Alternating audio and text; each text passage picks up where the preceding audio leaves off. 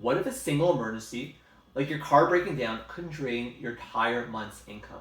Today, I'm going to show you how to build an emergency savings fund step by step so you're never scrambling for cash again. Coming up in this video, you'll learn three key things. One, what an emergency savings fund is and why it's your financial lifeline in a crisis. Two, exactly how to build your emergency fund step by step, even if you've never saved before. And three, how much you should aim to save and practical targets to aim for in your first year. Stick around. By the end of this video, you'll have a clear action plan to start an emergency savings fund to protect yourself from life's unexpected expenses. Now imagine you're driving down the highway when your dashboard light flashes red. Major engine trouble. You pull over, call a tow truck to pick up your vehicle, and take it to the auto shop. Towing your vehicle just costs you $200. The auto shop calls you and advises you need a new transmission, and it will take 1 week to fix it. So that's another $2,000. Now you need a car to get to work, so you rent one for the week, send you back $500. Now that's $2,700 expense that came out of nowhere. That could be your entire paycheck gone, all because your car broke down. Now how are you going to pay for rent or buy groceries? Are you prepared for that? That's why it's so important to have an emergency savings fund to cover these types of expenses. Otherwise, you have to borrow from your credit card, line of credit, or payday loans with extremely high interest rates. So instead of relying on your credit cards, imagine you have a separate savings account with $5,000 in it. In that case, you could just use that money in this account to pay these unexpected expenses. Now, wouldn't that be much less stressful when life throws you these unexpected expenses? So hopefully you now see the benefits of having an emergency savings fund. So let's discuss how to build one. First, set your savings target. First step is to calculate your 1 month safety net.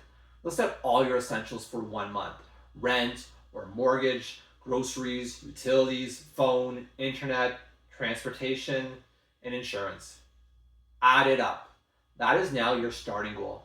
Hitting this gives you peace of mind. You will always have 1 month of expenses saved up. Next, aim for 3 months of expenses, enough to weather most emergencies like a job loss or injury.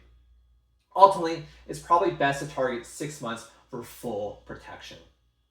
The key is to make a specific, realistic target you can track and celebrate when you hit it.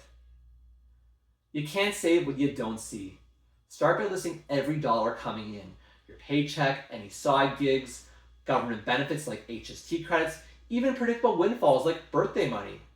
Next, write down every fixed expense, rent or mortgage payments, car payments, insurance premiums, phone and internet bills, and those streaming subscriptions you forgot you had.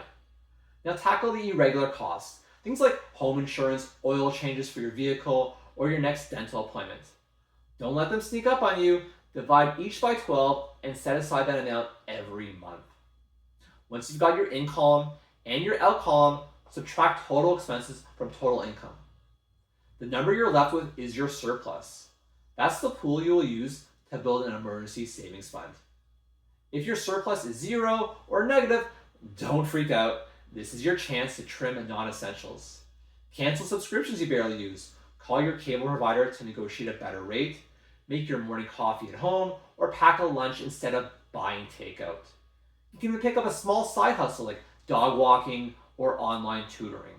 And funnel every extra dollar into savings. Remember, every month you need to spend less than you earn. If you're spending more, you're borrowing, trapping yourself in a cycle of debt. By knowing your exact surplus and making small adjustments, you turn that cycle into your ticket to financial freedom. You should now have calculated how much your surplus you have to save each month for your emergency savings fund.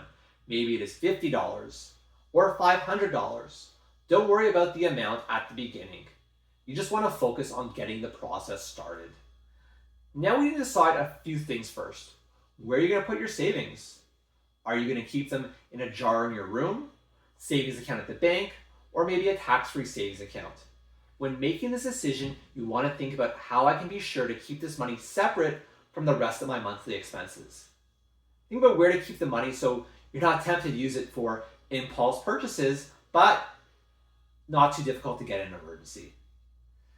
Now you need to decide when to contribute to your savings.